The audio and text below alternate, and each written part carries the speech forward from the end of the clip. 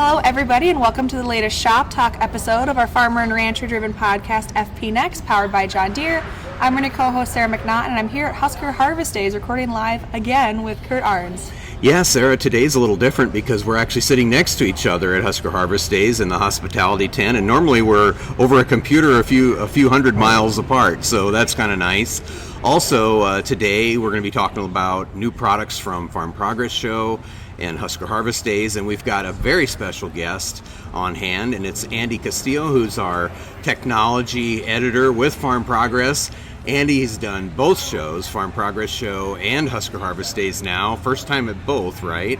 Yes, indeed. Yep. So, we're going to get your impressions and talk a little bit about some of the new products that we found at the shows. But probably to get things started, we kind of would like to ask a little bit about your background and how you came in to the big family of Farm Progress with us. It's a great family, and thank you for having me on today. So my background is I've been in journalism for coming up on a decade now, which is hard to believe, but I started in television news actually as a cameraman, and then I sort of evolved into a newspaper writer. I've done pretty much everything under the sun. I was a food writer for a while. I did travel writing.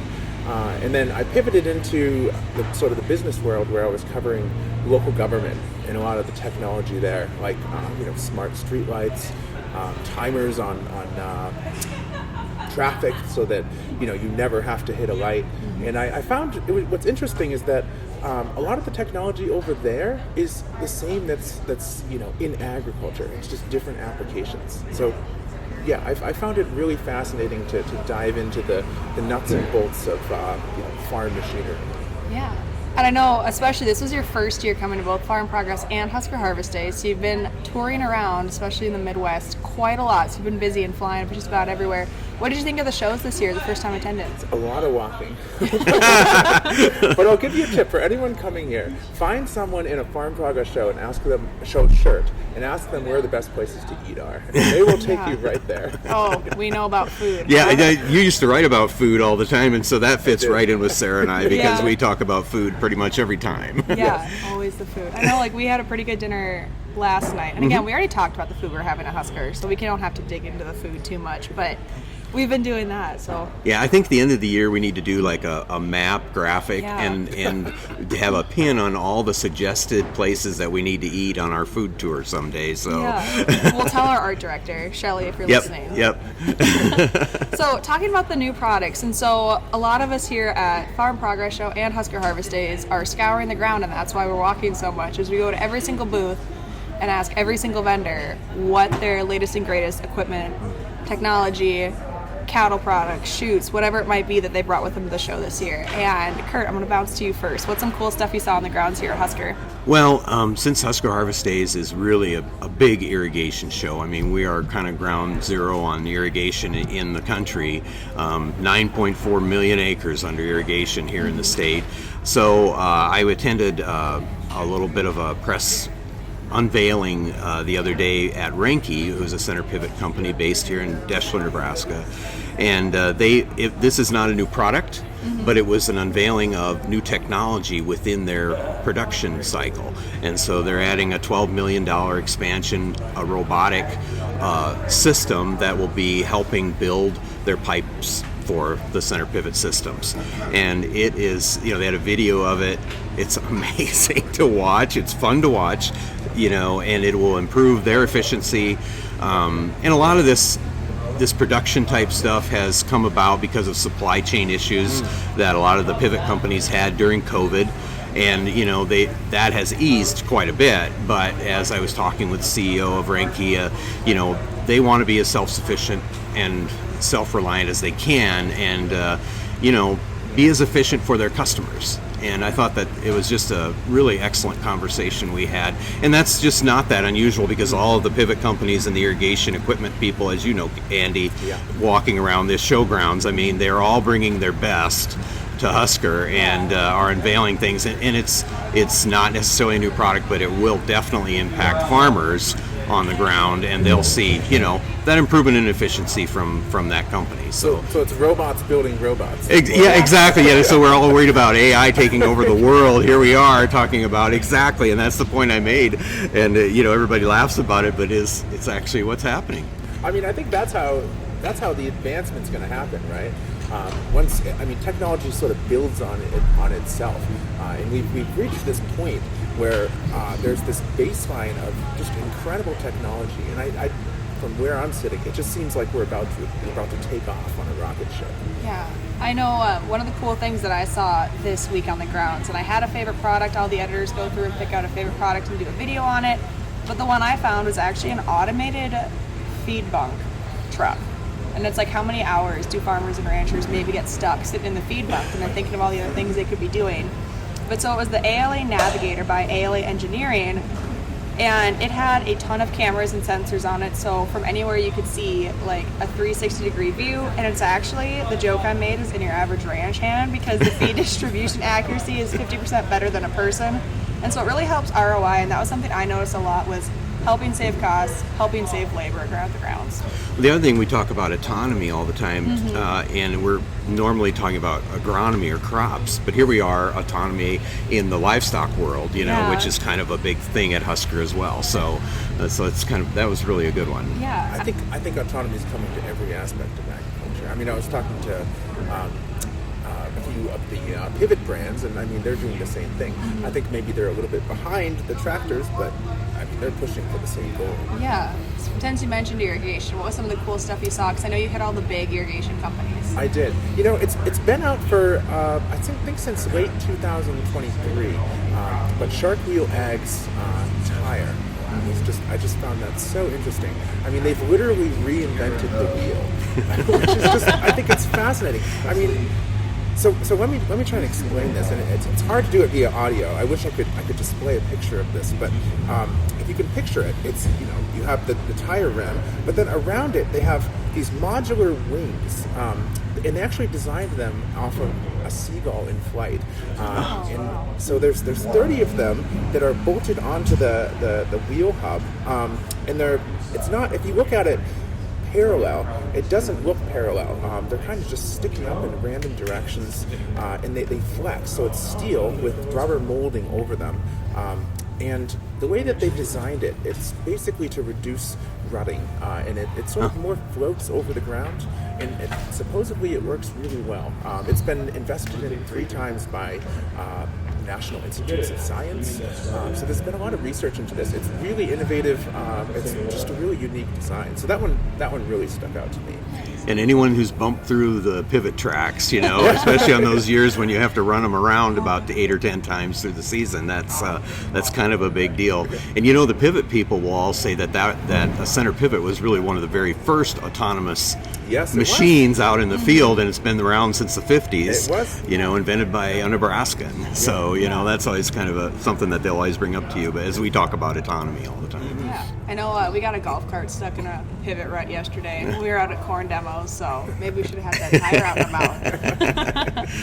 So, but we're going to turn from Husker, because of course we always talk about Husker, Kurt and I do, but share a little bit about the Farm Progress Show. And I know you got some pretty cool opportunities with some big names that are maybe a little familiar up here. I did, yeah. I had the chance to drive in a John Deere S7, the new combine, and what really stood out to me, and this isn't just about the John Deere, but and so many different brands, is we've sort of reached a point where complexity has been building and building and building and building, and you have all these disparate platforms and brands, and nothing really communicated with each other for a long time. And suddenly we've reached a point where everything's sort of coming together. You have simplified user experience. So inside the cab, it's ergonomic, it's comfort, but then also everything sort of is starting to communicate with each other. I mean, you have retrofit that you can put on any different brand, and it works.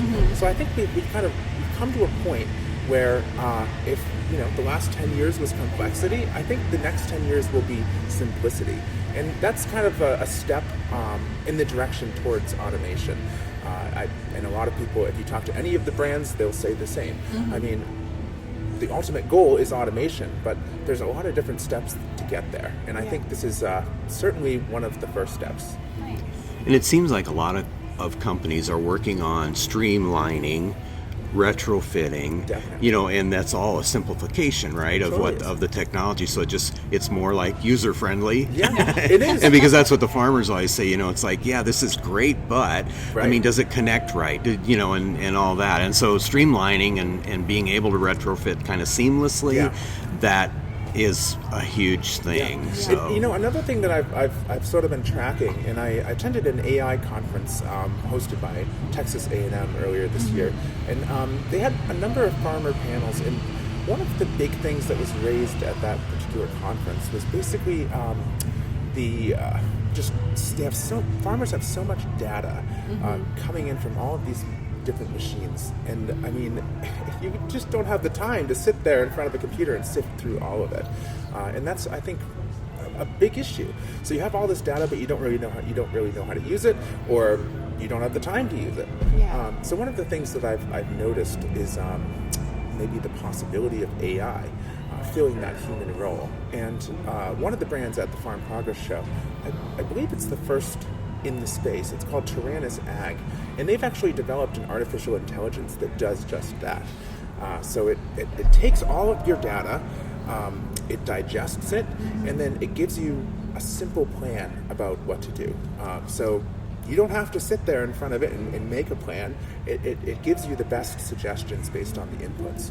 So it's kind of a prescription type thing where it sets up, like you say, a plan. It does, yeah. And it's still in its infancy, so I think it has a long ways to go. Huh. But I really believe that this is the missing piece. We have all the data. Nobody knows what to do with it. Yeah. Now suddenly, I think we'll be able to make sense of it.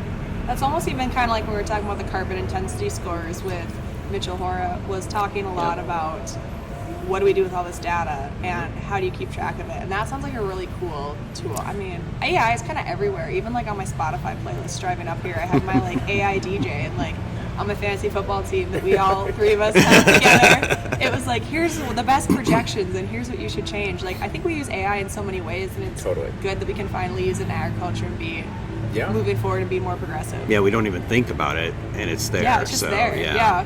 I think that's the way it's going to be pretty soon. You're Yeah. not even going to think about it. It's just going to be there. Yeah, which I think is super cool because I didn't know what defense team was going to score the most tonight. So I'm glad the AI was there. But yeah, I know it's kind of one of those things of, we talked about the biggest and best new machinery, but especially here at Husker Harvest Days, we've got a lot of cattle stuff. Yes. And I love the quadrant I always cover for new products is the cattle corner, I like to call it. So we've got all the breed associations and a lot of cool livestock products. And I know, just to touch on another couple that I saw, one of these, and our Great Plains farmers and ranchers will know a lot about this, but it was actually from Rawhide Portable Corrals, and it was a portable windbreak. And so this thing is 24 feet long and 19 feet wide, and you can just pull it just on your pickup and just hook it up wherever you want and set it up. So if you're grazing corn stalks or stubble or bale grazing in the winter or wherever you're doing, you can keep your cattle protected. We were joking last night that sometimes you just gotta pull a stock trailer up if you gotta block the wind. This is just way more beneficial. So that was one of the cool things I saw. What are some other cattle things you saw, Kurt? Well, stock trailer or big round bales Yeah. piled up. Yeah. And the nice thing about these portables is that, number one, you don't have to plant them. And I love trees, all right? Everybody knows that. Yeah. And love planting trees. But, it takes a while to get a shelter belt going where you want it to go. And then in Nebraska and across the Great Plains, we have all these invasive red cedar trees from our shelter belts that are causing problems all over the place. Yeah. So, you don't have to worry about that with the rawhide. Yeah, so. you don't have to worry about the tree maintenance or the pests. Or I know I was just writing a story about the emerald ash borer that made it to North Dakota, going to Right. take out some of our 1% of our trees. Yeah, your that are- green ice trees, that's right. Yeah, Yeah, another but- thing to worry about. Yeah. But you found this, and I thought it was really cool. And it was what's really cool is it's developed by Iowa State students. Yeah. But it's BovaJet, and so it's an automated dosage system, and it just hangs on the chute, on the portable chute. Automated dosage, adjustable dials, detachable power tool battery, which is really nice. They have a BovaJet Dairy, and then they have a BovaJet Beef 2.0. So Yeah. the improved and evolved version of all that, and it even has a low fluid sensor, which that's always kind of cool. So you don't you don't miss it when you need to change out. So Yeah. that I thought that is really and you found this one in your quadrant yesterday, and I thought that this was really a neat thing, and the fact that it was developed by students, Yeah. which is all the better. The other thing I liked about that, going back to the ROI, is it can connect to a scale, and so you're applying Exactly. the right amount of boron based on the size of the cow, so you're able to save money on your costs. Yep. Save money on your costs. Gosh, can you tell we need Save a costs coffee? on your That's money? what- It's too early in the morning. It's early still. I need another coffee. But, and I know, Andy, we were walking over here to the hospitality tent. You were talking a little bit about one of your latest farmer iron columns. You want to dive into that a little bit? Oh yeah, I mean, more or less, what I wrote about was just that drive towards simplicity, and I just it's not just with the technology underneath the dashboard. It's like that, it's the reinvention of things that we've been using for so long. And let me give an example of that. So one of the products that the booths that I visited at the Farm Progress Show was Lofness. So they've developed a side discharge crop shredder, and they've removed a lot of the moving parts, the augers, things like that, and what they use air to basically move the crop over to the side. And the way that they do that is they've have this really unique cupped knives that shred the crop, but it also creates sort of this fan effect that blows the chaff against a wing in the back, a diagonal wing in the back, and then it just sort of moves off to the side. So it's the simplification of complex things. I think that's what I wrote about in the column, and that's just one of the trends that I've really noticed in all of the different farm shows that I've been to this year. Hey, why work hard if you don't have to, right? Yeah, it's work smarter, not harder. Exactly. Right, That was the right. quote I was trying to think of. Again, I need the coffee this morning. God. Anyways, but otherwise, Kurt, what else have you seen around the showgrounds? I know you haven't been on the new product team because you've got more important things to do, like interviewing the governor, and we have a lot of stuff going on. You have a lot going on as the face of Nebraska farmer. But what else have you seen around the grounds? Well, one of my favorite things about the farm shows in general is just getting to talk to our readers and, hearing about how the crops are going, what's going right, what's going wrong. We had a lot of weather challenges across the Great Plains. You had some in North Dakota, Yeah. obviously, some big rain events, and we had a lot of hail, yeah. yes, hail. We had a lot of hail, and Holly Spangler, who drove across Nebraska on their way back from Montana this summer, our editor out at Prairie Farmer, said that she drove on I-80 and had a big lightning show, and that was one of those huge storms, and she's like, we don't get those in Illinois. Right. I know every year when I'm driving down from, because we all drive, right? I mean, you don't fly, you flew fly in, from yeah. Maryland, yeah. But when I drive down through North Dakota, it's always interesting to see kind of how the landscape changes and how the crops change. And I know I was talking with Liz Hodges, our Nebraska Staff writer, yeah. Nebraska farmer and Dakota farmer staff writer, and she was talking about all the pivots, and I was saying that I only saw 2 fields without a pivot on my drive down. Yeah, but, that's about And then right. in South Dakota, I saw more sorghum than I've ever seen because it's just the season, right? And then in North Dakota, everything was kind of green. It transitioned a little brown in South Dakota, and then it was just bright green. Everything looked great, and I was all the pivots because we were talking about the aquifer. last night, Yes, didn't yeah, we? water Back to management the is pivots, yeah. water management is such a huge deal in Nebraska and all of our Great Plains states, but Nebraska manages water a little differently than a lot of places do through our natural resources district system. And so, yeah, water's always on our minds. I mean, the governor brought it up the other day when he was on the stage here at Husker, and we take it pretty seriously. Farmers take it very seriously, and I'm sure, Andy, walking around the grounds, you've noticed through the irrigation systems, efficiency, Definitely. make every drop count and all that. And So, speaking of that, yesterday was FFA Day here at Husker Harvest Days, and I walked around and I was just trying to find kids, 14, 17 years old, people that are going to be taking over their family's farms in the next 10, 20 years. And I asked them, around that water question, what concerns do you have for the future? And it was interesting. I don't know if anyone had ever come up to them and asked them Probably that. not. Because it took them a minute to sort of think through. But the overwhelming response, and I asked them, what would you say to our readers, to our listeners, to those, farmers who are out there doing it now?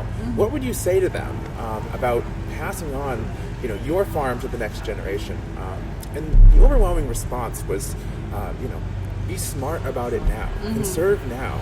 Because, I mean, in 20 years, the landscape might look different. And they're going to be the ones that are carrying on the legacy. Yeah, I know it's kind of a lot of what we talk about in our publications, Kurt, of regenerative ag and holistic management and making the land better and making it still be there and be great for that next generation. And also, Andy, you do so many like man on the street interviews. You just get people to talk to you, and I'll talk to some farmers. And I was like, "Oh, do you want to do an interview? I want to talk to you about like Husker Harvest Days." And he's like, "Oh, don't make a conversation complicated. We were just having a nice chat." But I'm sure you got a lot of great content because there was a lot of FFA kids. We've had a lot of great crowds here at Husker. Yes, it's been big crowds at both shows. Farm Progress show was huge this year too. Farm Progress was, but it's beautiful weather here at Husker.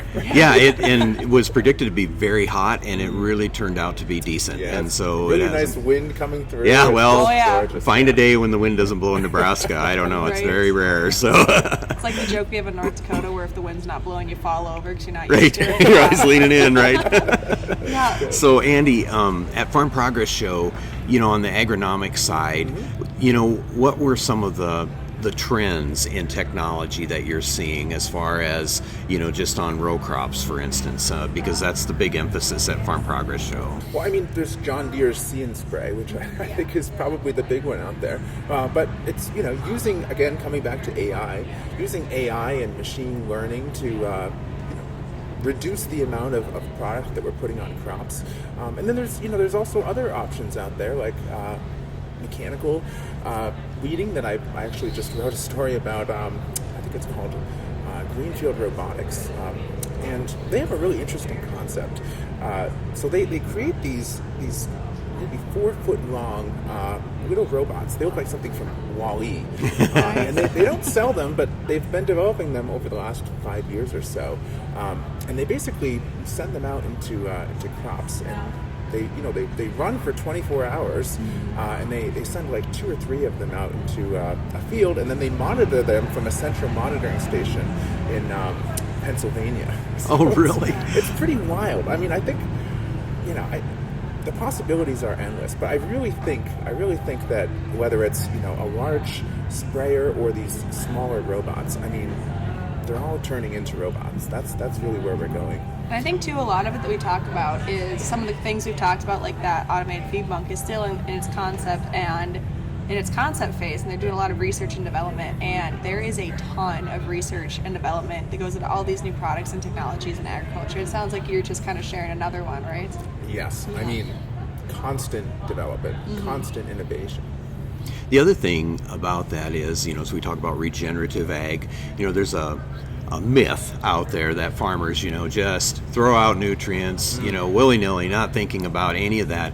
And I mean, the new technology that we're using, that really with an eyedropper, you're putting out some of these chemicals, it just really turns that on its face in my mind, because farmers can't afford to spend any more on chemicals or any of that type of stuff, more than what they need.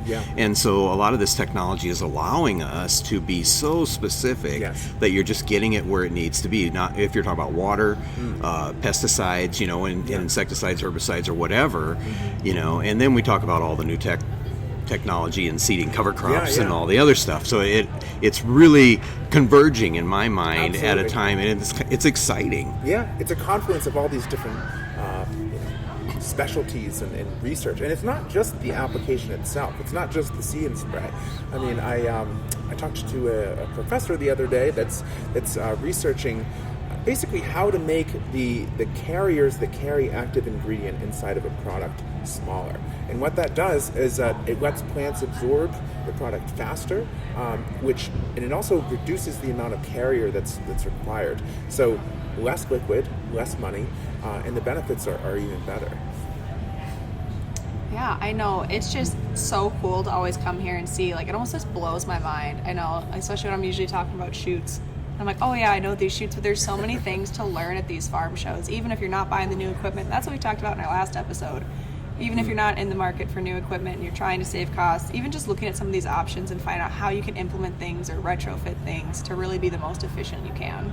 And also just to see this technology. I mean, it's so pretty, cool. It's pretty amazing. Yeah. It really is. Well, here you get to see it normally before it's ever commercialized at Farm Progress Show and here at Husker. And then a lot of times you'll talk not just with the salespeople, but you'll be talking with the guy who invented it, Yeah. which is really cool. But there's so much cool stuff. And so what are some of your other final thoughts after your farm show visits this year?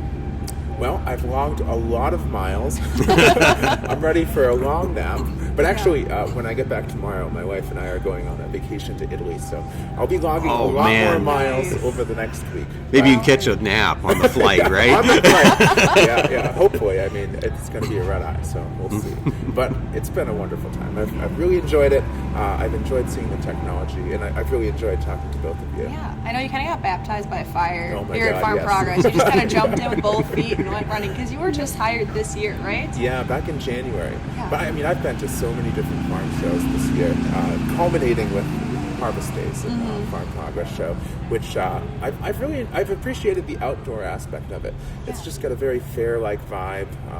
Coming back to the food, you can wander over and grab something to go, and then look at a John Deere or something else. It's Walk just really around good. and eat with your brisket sandwich. I know we do. Yeah, that or the usually. shredded pork nachos.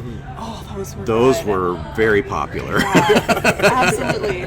So then, before you're heading to Italy, Andy, what are some of the next things you're working on writing? If you want to give us a sneak peek. Well, I have to write up all of the new products, so you can keep an eye out for that in any of our publications over the next coming months. And then I'll also be putting together Irrigation Extra, and I have a few farmer interviews that I did that I think our readers will find interesting, and that's going to be coming out November through February about that. So certainly keep an eye out on our website and crack open our publications in print as well. Of course, Irrigation Extra is a print insert that goes in a bunch of our Irrigation State publications, and so folks can watch for that through the winter months. And they can also look online. Yes. These stories will Yes, of appear course. there eventually as well. Yeah, and of course, you always know everything's linked in the episode description. So if we have a couple wrap-ups from Husker Harvest Days and Farm Progress Show, I know there's a favorite video that the editors did there. We'll link that. And also your column we were talking about, Farmer Iron, will also be linked. And I'm sure there's always good stuff in the episode description if you guys ever go look. So it's always a lot. Yes, and it's been a lot of fun getting all the editors together, and I think we work really well collectively. Yes, we do. And cover a lot through both shows within 2 weeks of each other, which is, and kudos to the show team, because golly, Matt Youngman and everybody involved, along with all the volunteers it takes to pull off these shows. A couple of the largest outdoor farm shows in the world. Pretty amazing deal. The logistics of it are just incredible. And I will say, just a plug, I think one of my favorite aspects is the horses and the people that direct the traffic in. Right. Yeah. I mean, that just really sets a great tone. Those are kind of heroes, and, Yeah. and they do a wonderful job of a very tough job, getting all those cars And a where they very need hot to. job. Yeah, exactly. So, God, if we start talking about horses, Kurt and I are yeah, gonna go off on a don't get rabbit us trail. started. So thanks, Andy. Well, it's about time for us to wrap up this Shop Talk version of FP Next, powered by John Deere.